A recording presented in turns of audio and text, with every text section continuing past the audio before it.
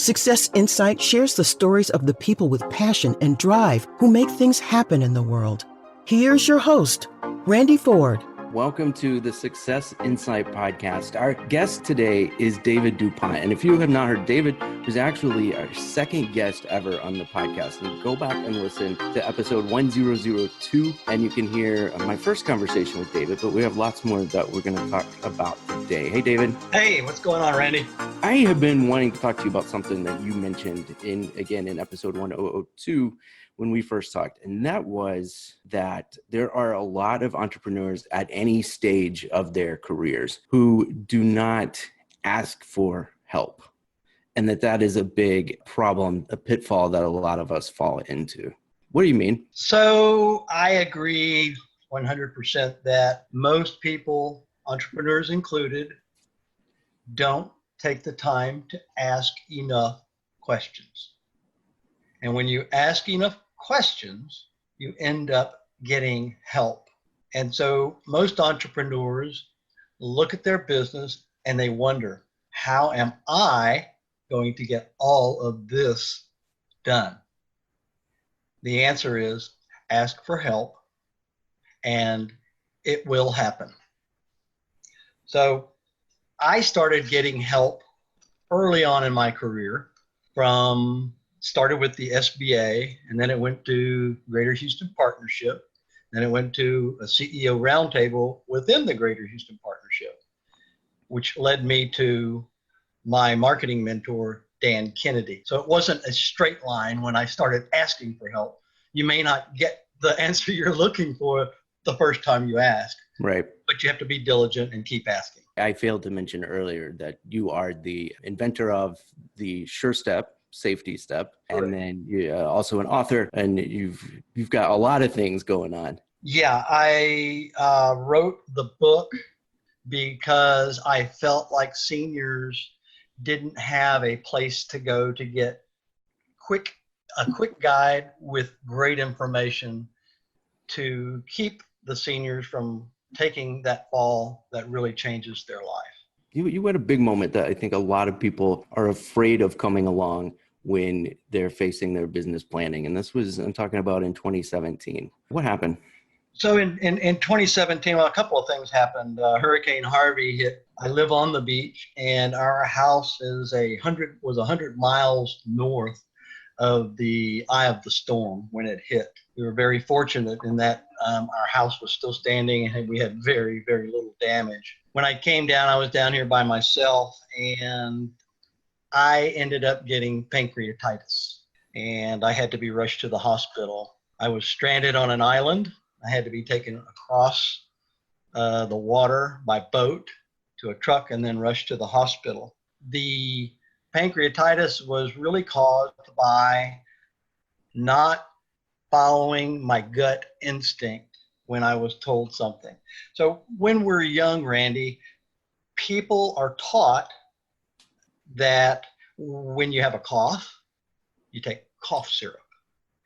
When you're very young, you get started on a regimen of vitamins that are in the shape of maybe a Flintstone or something cute for kids. And so as a young person, you never think twice about taking a pill when you're growing up. And we all trust our doctors. They are the trained professional in the field. And when we go to these doctors, we expect that they're going to give us 100% of the truth about anything that we ask them, whether it's the drugs that they're prescribing.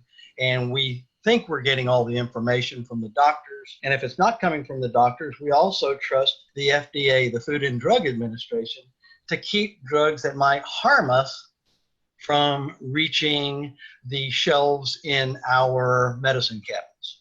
So some of the time, this is not true. The Food and Drug Administration puts the side effects on the drugs, on the bottles. I'm sure we've seen the commercials. I won't even talk about that, but you've seen the commercials, you know there's side effects, and people think that it won't happen to me. That side effect is there for precaution. I understand they have to put it on the bottle, but that'll never happen to me. I'll be okay taking this drug. I got pancreatitis from the cholesterol medication I was taking. Pancreatitis was the number 2 most common listed side effect of the particular cholesterol medication that I was taking. Didn't think anything about it. I was on this cholesterol medication probably longer than I should have, 8 years. And that is what ended up causing my pancreatitis and sending me into the hospital. It was hard. The first 3 days, they weren't sure. They didn't tell me, but the doctors were pretty sure I was not going to make it, and they gave me a 10% chance of living, and I think that was high. Wow. How long were you there? I was in the hospital from September 7th until December 6th, 3 solid months in the hospital. What were you able to do while you were there? Well, a lot of what I was able to do in the hospital had to do with what I had done prior to going to the hospital. What did I have in place in my business that allowed me to run my business for 3 months in the hospital? And so what I had done was I followed the advice of my mentor, Dan Kennedy. And I can't remember when I heard him say this. So again, we're going back to asking for help, finding my mentor. And I'm going back because finding that group with Dan Kennedy introduced me to so many more people that have played a part in my business. But he said something very telling early on, and I read it in books. And I went back and I pulled it up, and what he said was, imagine that a doctor has told you that you only have 6 months to live. How would that change how you take care of your business? And if you think it wouldn't change, you're wrong. That always kind of stuck with me until I got in the hospital and I really understood what he was talking about. Right, because they weren't even giving you 6 months, it sounds like. Well, they weren't telling me that. Right. So I, in the hospital, being oblivious to what was really happening, never, ever had one thought of I might not make it. I never had one thought of, oh my goodness, what am I going to do for my family? I never had one of those thoughts until I got home and I realized what had happened while I had been in the hospital. But Dan made that impression on me. And so I had started taking steps to create a business that I could take with me. And when I say that, so I got into the Dan Kennedy group and I looked around and I said, okay, what are other people doing that's really cool in this group? And one guy got up to speak and he was talking about how he and his wife had just taken a vacation to some exotic location in the world on a beach, and he was there on the beach with his laptop working. And that kind of struck me. I said, I want to do that. I want to have a laptop and I want to sit on a beach and I want to do my work sitting on the beach. And so how do you do that? Well, so I started setting up things. I started taking the PC-based programs from my computer and I started migrating everything to cloud-based so that I didn't have to take this particular computer with me or store the information on a drive and take it with me. So what I did was I started putting everything on cloud-based.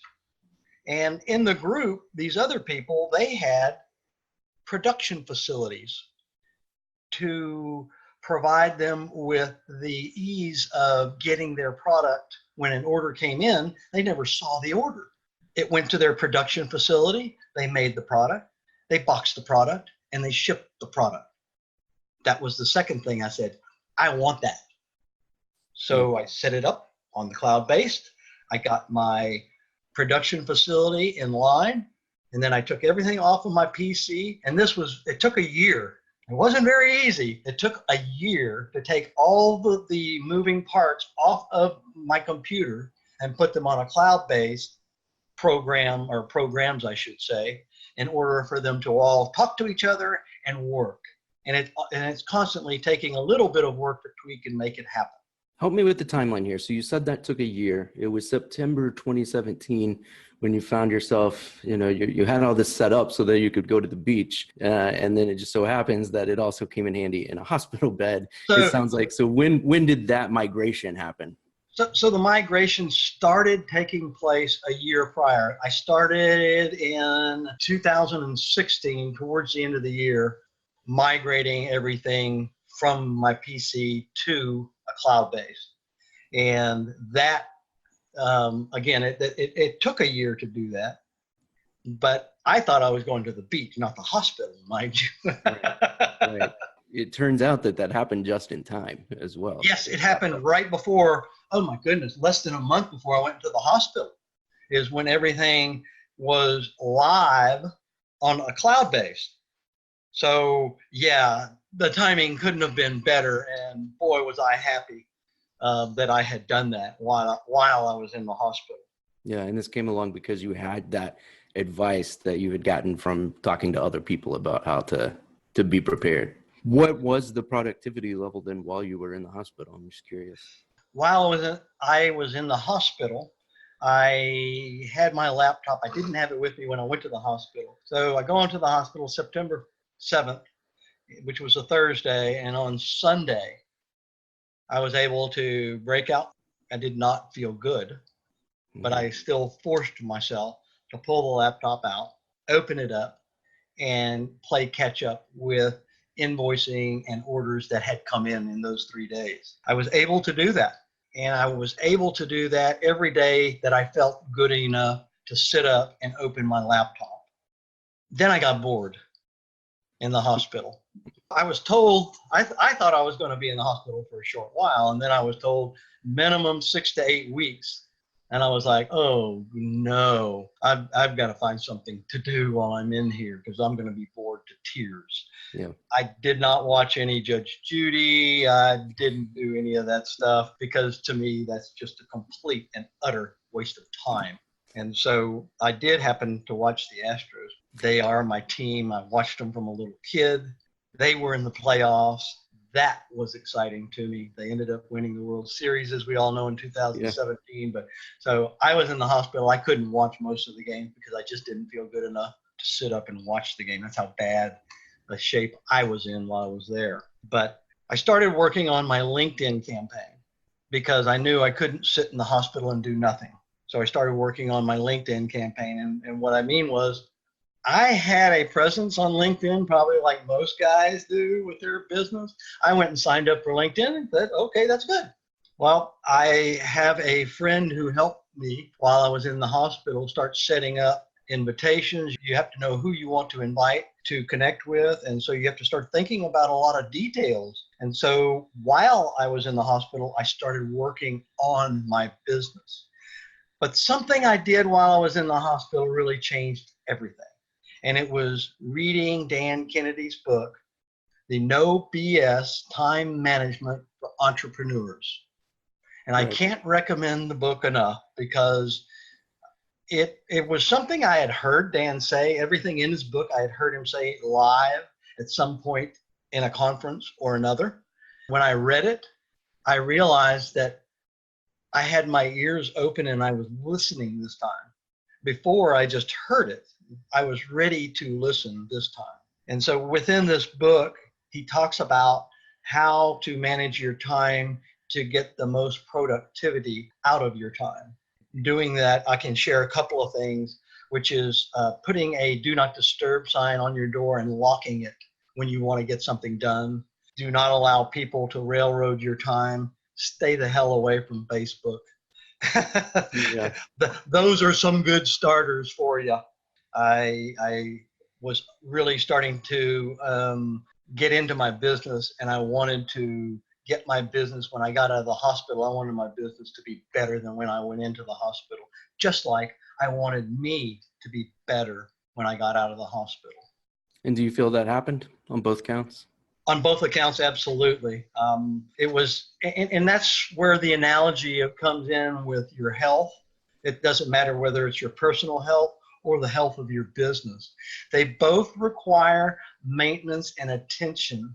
And what I had to do for my health when I got out of the hospital was I had to change my diet and start taking supplements to help my body heal itself. I kind of did the same thing for my business. When I got out of the hospital, I refused to let anybody steal time from me. Another one of Dan Kennedy's great quirks is he calls those time vampires. Those are people that steal time from you that you'll never see again. So the time vampires had to come to an end, which is, I don't care if it's looking on Facebook or if it's talking on the phone, something is stealing your time, which is stealing your productivity in your business. Do you think that you almost needed that experience as an eye-opener to make things better for your health and for your business? I would love to tell you that's not true, but it is. Yeah. And I think that's probably the human nature part of all of us. So I had seen my holistic doctor 4 years prior to getting the pancreatitis. Had I taken what she said and truly believed it and followed it as if my life depended on it, I never would have gone into the hospital with pancreatitis. But now that I'm out of the hospital and I realize how severe my pancreatitis was and what I have to do to make my life normal again, I will not, and I tell my natural doctor this every time I visit, I follow your instructions as if my life depends on it. And so the same can be said for your business. If you don't believe that you need to cut the waste and the fat out of your time in order to make yourself more productive, then you're going to end up in the business hospital where you have no money coming in, a lot of money going out. And so that's kind of the scenario that most of us, it's human nature. We don't believe it's going to happen to us. We don't think that we need to work that hard on it when, yeah, you really do. And you truly have to believe that if you don't, you're going to die. Your business is going to die or you're going to die. If you don't believe, if you don't have that anchor, you're not going to believe it and you're not going to get much done. As you know, at the end of every episode, we ask for an insight to go. So this is anything that's been on your mind lately that you want to recommend or share. Two things, if I can. Yeah. The first one is money is no longer my currency. Time is. That speaks volumes. And it has to do with paying attention to value instead of price. We've all been taught to pay attention to price, and I believe the opposite is true. You will get a lot more out of life if you pay attention to value instead of trying to buy the cheapest thing. The second thing I wanted to share with everyone is something that happened to my daughter this last week. My oldest daughter is in college, and she was studying engineering and wasn't quite sure what part of engineering she wanted to go into. She's in her third year of college, and she called me the other day so excited, and she said, I found the love of my life. I said, what are you talking about? She goes, what I want to do. I said, what you want to do with what? And she goes, I want to be an ocean engineer. I can't believe that these people get paid for doing what they do. I would have done it for free. And I said, you got it. That is exactly what you want to do. You want to find the love of your life. You want to be able to do that the rest of your life and get paid. So find something you love doing and get paid for it. Wow. That's just like you've hit a grand slam home run. I love that it was her third year when she came about. There's so much pressure to know exactly your major and your career path and everything before you even finish your senior year of high school. So the fact that she took that time to figure out specifically what her love is, that's great. Well, and what's funny is she had looked at ocean engineering early on and decided it wasn't for her. It wasn't until she saw a program about what ocean engineers were doing that she went, oh my goodness, I could do this for the rest of my life. Thank you again for being here, David. And we're glad that you are healthy and that your business is healthy. If people want to ask for help, is there a way they can get in touch with you? They can either go to my website and get my contact information, or they can email me directly. My website is www.Shure-Step.com. That's SHURE-STEP.com. Or you can email me at david@shure-step.com. I'm only too happy to help other struggling entrepreneurs because I was one of you. Thank you so much, David. And thank you, everybody, for listening. For Howard Fox, I'm Randy Ford. We'll talk to you next time on the Success Insight podcast. Success Insight is a production of Fox Coaching and First Story Strategies. Find us online, successinsightpodcast.com.